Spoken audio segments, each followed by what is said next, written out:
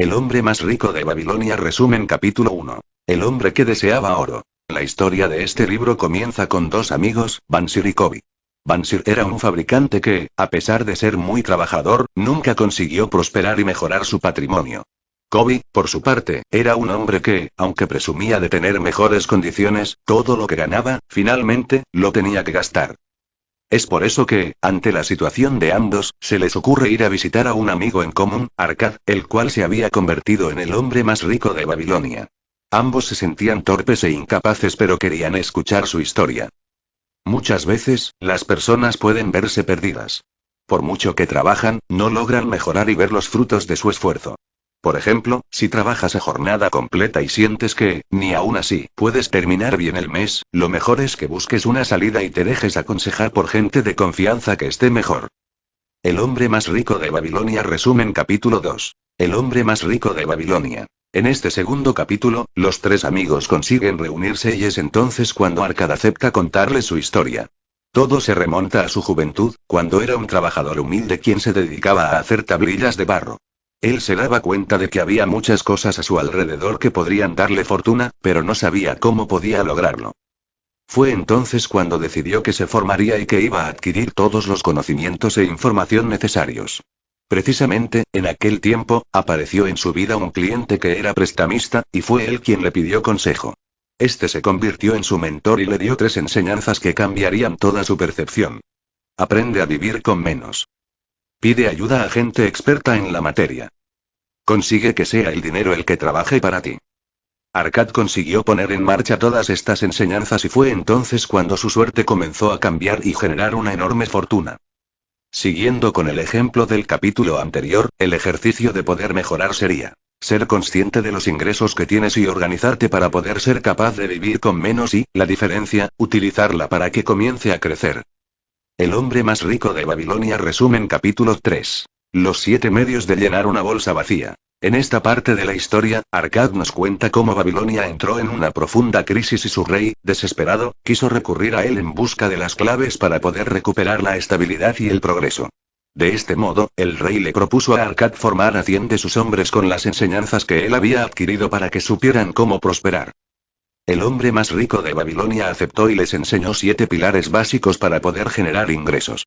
Estos son una guía de qué se debe hacer con los ingresos que obtenemos y los podemos aplicar a cualquier ejemplo de nuestra vida.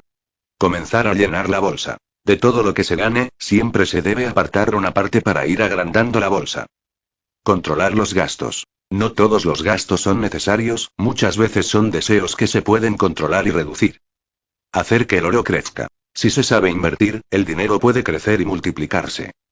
Proteger el oro de cualquier pérdida. Se debe dominar la materia y asesorarse con los mejores para comprobar que el dinero que se invierte se devuelve y no hay pérdidas.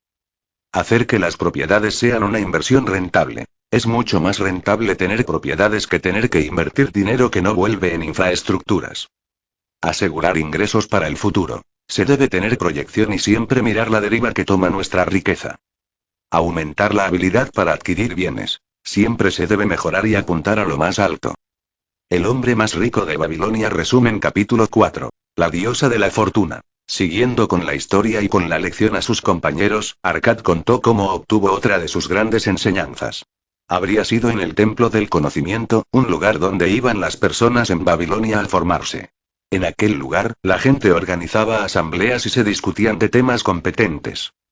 En una ocasión, hubo una intensa charla sobre la suerte de las personas.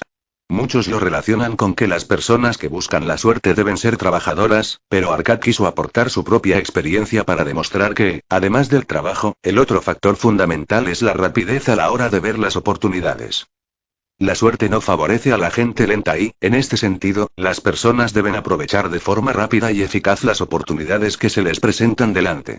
Por ejemplo, si eres un profesional que está cobrando un sueldo estable pero por debajo del umbral y se presenta la oportunidad de asociarse para poder formar parte de un área en crecimiento, debes saber ver la oportunidad y prepararse para el cambio. El hombre más rico de Babilonia. Resumen capítulo 5. Las 5 leyes del oro. Una de las principales enseñanzas que nos ofrece este libro se encuentra precisamente en este 5.º capítulo y tiene que ver con las 5 leyes sobre el oro que articula el autor. Todas ellas se pueden aplicar en el ámbito personal, pero, para poder entenderla mejor, George S. Clason las introduce con un cuento que narra el propio Arcad. El hombre cuenta cómo, cuando ya había progresado, le quiso regalar a su hijo 3 sacos de oro con 5 tablas para saber cómo usarlos. El hijo, sin embargo, no hizo caso a las tablas y se acabó gastando todo el dinero. Esto le llevó a Arcad a contarle una moraleja en forma de 5 leyes, que son: primero, ley del oro. Para poder hacer crecer tu dinero, ahorra siempre un 10% de su total. Segundo, ley del oro. El dinero siempre crece cuando se invierte en algo provechoso y no se desperdicia. Tercero, ley del oro. Para hacer que el dinero crezca, se debe invertir con conocimiento y cautela. Cuarto, ley del oro. Para poder invertir bien tu dinero, debes tener conocimiento y no hacerlo sin pensar. Quinto, ley del oro. Si malgastas tu dinero o lo inviertes en negocios incorrectos, acabarás perdiéndolo todo. Todas estas leyes se pueden aplicar en nuestra vida diaria. Por ejemplo, si ganas 1000 euros todos los meses y quieres ver crecer tus ahorros, según estas leyes del oro, deberás retirar todos los meses 100 euros que sean para ti y aprender a vivir con los otros 900. De esos 100 que ahorras, deberás estudiar y aprender, con ayuda de expertos, cuál es la mejor forma de invertirlo para que crezca y evitar desperdiciarlo o forzarlo a crecer en negocios sin futuro. El hombre más rico de Babilonia, resumen capítulo 6. El prestamista de oro de Babilonia. Para este sexto capítulo se cuenta la historia de Rodan, un experto armero que diseña las lanzas del ejército del rey. Este quedó tan satisfecho que le pagó a cambio lo que para Rodan suponía el sueldo de toda una vida. Abrumado, Rodan se dio cuenta de que tenía más ingresos que nunca y comprueba cómo mucha gente se le acerca por interés pidiéndole dinero.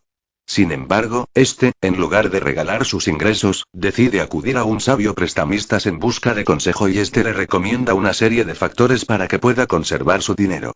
Estas se pueden resumir en: préstale dinero solamente a gente que sepas que tiene una fortuna con la cual te puede devolver el préstamo.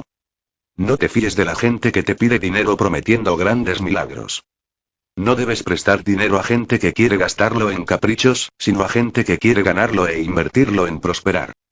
Trasladándolo a la vida real con un ejemplo, el consejo que nos da este capítulo es que, si cuentas con un dinero extra, procura no dárselo a gente que no te lo pueda devolver. El hombre más rico de Babilonia, resumen capítulo 7. Las murallas de Babilonia. El dinero es algo muy difícil de ganar pero, sin embargo, muy fácil de perder. Esto lo ejemplifica a la perfección este séptimo capítulo, cuando se cuenta cómo la ciudad de Babilonia sufrió en el pasado ataques extranjeros y fueron sus grandes murallas y soldados las encargadas de protegerlas. Leer también. Resumen de Freakonomics de Steven Levitt y Stephen Dubner. George S. Clason quiere transmitir al lector la misma enseñanza pero en el mundo de los negocios. Es importante, a la hora de invertir y querer aumentar los ingresos, tener un muro de protección, ya sea mediante ahorros, conocimientos o estrategias comerciales, para poder defenderse en caso de pérdida o infracción y no perder lo que tanto esfuerzo te ha costado lograr. El hombre más rico de Babilonia, resumen capítulo 8. El tratante de camellos de Babilonia. Siguiendo con las enseñanzas, en este octavo capítulo se vuelve a ejemplificar otra lección por medio de una metáfora. En este caso se trata de Tarkat, un hombre que tenía muy pocos medios y, además, estaba completamente endeudado. Después de muchos años, un día se vuelve a encontrar con su viejo amigo Dabasir, al cual debía mucho dinero. A pesar de encontrarse en una situación acomodada, le pide a Tarkat que le devuelva el dinero y, cuando se da cuenta que no tiene ni para comer, decide contarle su historia. Todo se resume en que Tarkat fue durante mucho tiempo esclavo de un camellero, después de que le pillaron robando.